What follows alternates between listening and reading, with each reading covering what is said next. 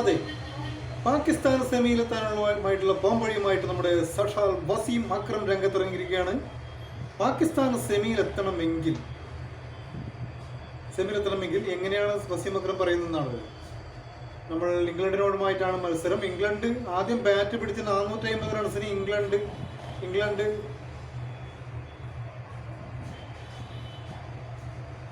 ആദ്യം ബാറ്റ് പിടിച്ച് 450 റൺസ് അടിക്കുക പാകിസ്ഥാൻ ആദ്യം ബാറ്റ് പിടിച്ച് 450 റൺസ് അടിക്കുന്നു. അതിനുശേഷം ഇംഗ്ലണ്ടിനെ അവരുടെ മുറിയിൽ പോയിട്ട് പൂട്ടിയിടുക.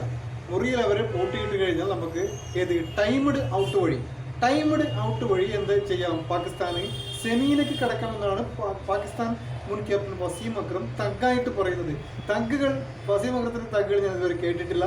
പക്ഷെ വളരെ ചിരിക്കാനുമുള്ള വളരെ ഇതായിട്ടുമാണ് നമ്മുടെ വസീം അക്രം ഇപ്പോൾ വന്നിരിക്കുന്നത്. വളരെ മനോഹരമായിരിക്കുന്നു അയാളുടെ തഗ്ഗ്. കാരണം പാകിസ്ഥാൻ സെമിയിൽ കയറില്ലെന്ന് എല്ലാവർക്കും ഉറപ്പാണ് ഇപ്പോൾ. കാരണം അതൊരു അസാധ്യമാണ്.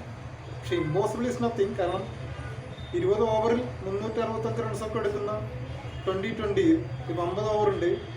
റൺ റേറ്റ് വേണമെങ്കിൽ എടുക്കാൻ പറ്റും, അസാധ്യമായിട്ടൊന്നുമില്ലെന്ന് പറയില്ല. പക്ഷെ എങ്കിലും 99% പാകിസ്ഥാൻ സെമിയിലെത്താൻ പറ്റില്ല തന്നെയാണ് എൻ്റെ അഭിപ്രായം. ന്യൂസിലൻഡ് തീർച്ചയായിട്ടും സെമിയിലേക്ക് കയറും. പക്ഷെ വസീം അക്രമിൻ്റെ ആ തഗ്ഗ് അതൊരു ഒന്നൊന്നര തഗ്ഗായി പോയി മച്ചാമാരെ, തഗ്ഗായി പോയി. പിന്നെ ഒരു കാര്യം, എൻ്റെ വീഡിയോ ആദ്യമായിട്ട് കാണുന്നവരാണെങ്കിൽ, ചാനൽ ആദ്യമായിട്ട് കാണുന്നവർ തീർച്ചയായിട്ടും സബ്സ്ക്രൈബ് ചെയ്യാൻ മറക്കരുത്. സബ്സ്ക്രൈബ് ചെയ്യുമ്പോൾ വരുന്ന ബെൽ നോട്ടിഫിക്കേഷൻ അതൊന്ന് ഓൺ ചെയ്ത് വെക്കാൻ മറക്കരുത്. എങ്കിൽ മാത്രമേ ഞാൻ ഇനിയിടുന്ന വീഡിയോസ് മുഴുവൻ നിങ്ങൾക്ക് ഫ്രഷ് നോട്ടിഫിക്കേഷൻ ലഭിക്കുകയുള്ളൂ.